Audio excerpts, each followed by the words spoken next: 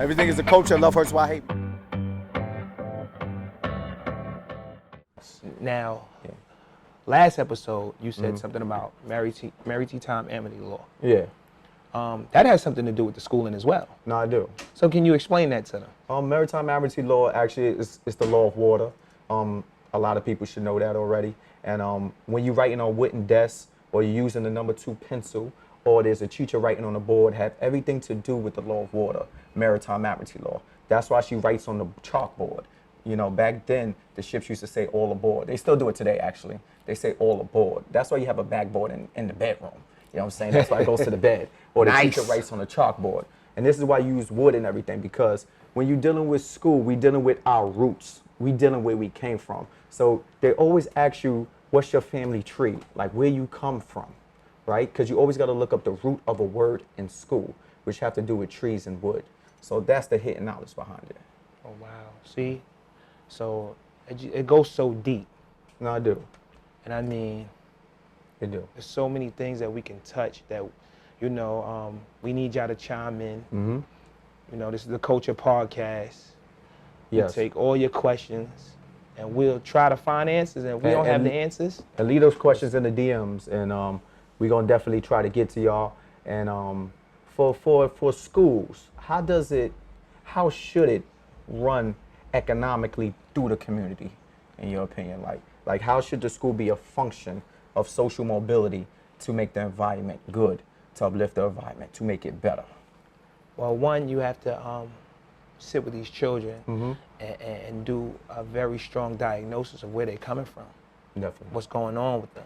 Right. You know, where their psychological is. No doubt. You know, that's like putting all in the children in a room together, and if you don't really sit down and get at least one chance to have a little one-on-one with them, even if it's just for a couple of minutes, you won't really understand them. Growing up, you know, it was kids around us in the same class that, you know, had autism. They didn't know what autism was. So they took these kids out of our class and threw them in special ed. No doubt. You know, they're crazy. They're dumb, they're retarded. They don't, you know, they didn't understand what was going on with that child. Right.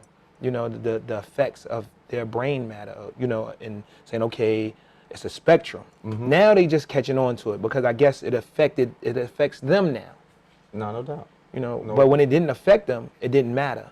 No You know, doubt. they had resource rooms. Yeah, definitely.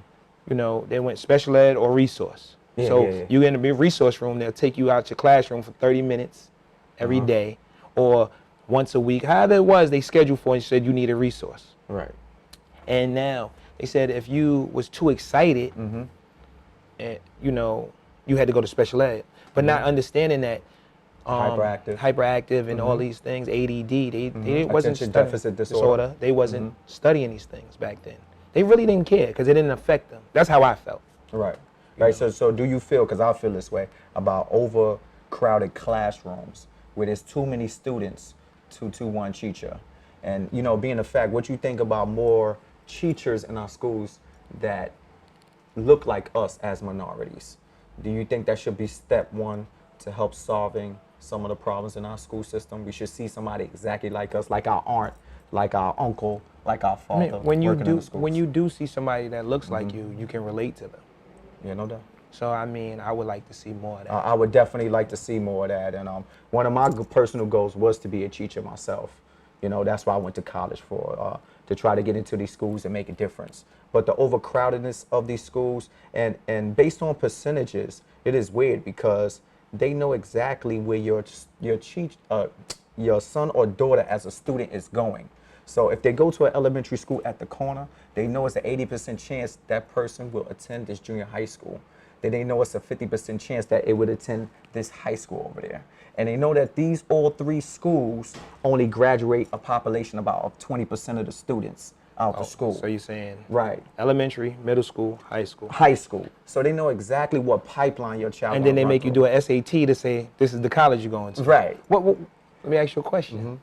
Since we going through all that, and say the SAT, what college you going to? Why they created SATs? I mean, SAT stand for standardized tests, and most of the times when they standardize the test, it's based on a different demographic of children, which would be white 16-year-old kids. You understand? So that's why when a lot of black students take these tests, the language seems different because they speak a different language in their neighborhood. So when they get to the school and they study in standardized English, or what I would call white history, they have very complicated issues as resolving those answers. They do one-shot thinking. A lot of our kids do what I call one-shot thinking, right? Which is if they don't know the answer to a particular question, they will ask the teacher, what's the answer? Instead of looking for the answer or deriving to the answer or looking key points in that sentence to get the answer, they will always ask the answer. So they develop what we call one-shot thinking, which is they don't look to get the answer. They try to memorize the answer. And that's the problem, with a lot of our students in the school. We do a lot of one-shot thinking in our schools, so we don't remember a lot of stuff. You know what I'm saying? Because there is actually a course that you go through to derive to an answer. It's like mathematics, right? Yeah. Right. You have to break down the problem. Right. So those standardized tests are specifically for a certain demographic of kids, and this is why we have a problem with those tests. Listen, even with science, they say the hypothesis is an educated question. It's an educated guess. But I didn't think any question was a bad question because you don't know. Right. So how could you say educated? No. Because that puts a stipulation on it. Yeah, That's how I feel. To me, educated is a system. To me, as people, we want to be more intelligent or have intellect. Do you understand? Or be smart. To me, when you say you're educated, you're running yourself through a system. You understand? And when you run yourself through the system, it tends to deculturize you. You understand? So you cannot be African and slave at the same time. That's what I call it. You understand? Because for you to be faithful to the educational system, you have to give up a lot of your African identity or your African history. So if you got an accent, you have to clear that accent up to be prosperous or successful in the educational system. Well, did you know the first educational system, or did you know the first college, let me say, came from Africa? Yeah, Derived definitely. in Africa. No, Schooling we was. know that. We had halls in colleges all in Africa. Whether you go to West Africa, whether you go to, even if you go to Egypt, a lot of people, like to glorify Egypt. They had tons of colleges. I think the name of the college was Timbuktu, right? Yes, Timbuktu Ben had a society building buildings and all types of stuff before Christopher Columbus even sailed around the world and actually thought the world was flat. Timbuktu was built. So how you feel the world is? Huh? How you feel the world is? I feel like the world is round. I mean, you're gonna try to stick on school, but no, there is school. They do have a map in school that all your students look at and all your children out there look at. It's called a Mercator's map. That's the map that they pull down in history We class. are sticking on school because everything that we're learning right now is 360 degrees. Yes. 360 degrees is a circle. No doubt. No So doubt. within the schooling, it's all one circle of life. It's just that they want to give you the life that they want you to lead. Definitely. And it's a sense of control.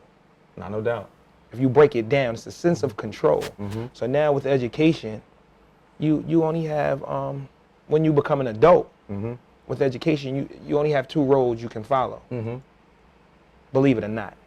You have two systems, the military system or the penitentiary system. And the school system.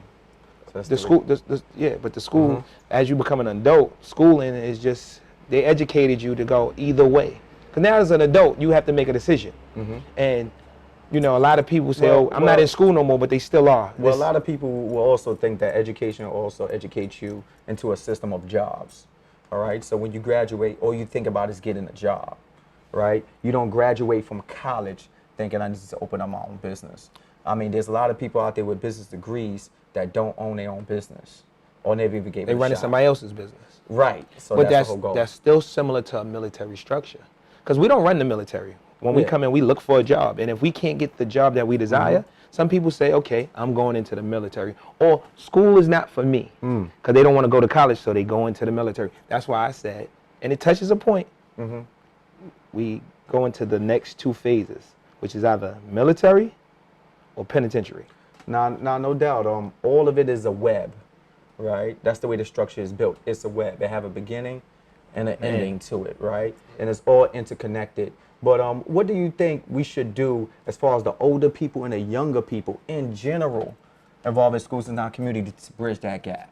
How do you think we do that? Like, where do we start? Well, how do we go about it when it comes to our schools? Where do we start? Right now we starting for ourselves. Okay, podcast. The podcast, the culture. Okay. We bridging the gap between the elders and the youth. And you know, I have this saying that I always heard when I was younger. Right. Youth is wasted on the young. A lot of people say, "Oh, you old," Right. but they got to realize they got to get there as well. No doubt. So you know, it's instead of building walls, we gotta build more bridges. We got to build more bridges, and it starts with us. So my answer to, you know, helping, you know, bridge that gap between older and younger people with schools specifically, I think we should start outside the school. It starts in the home. It starts in our community centers. It starts on a block. I don't care what you're doing on a block. Somebody teaching you something. So school and knowledge starts out there before you get into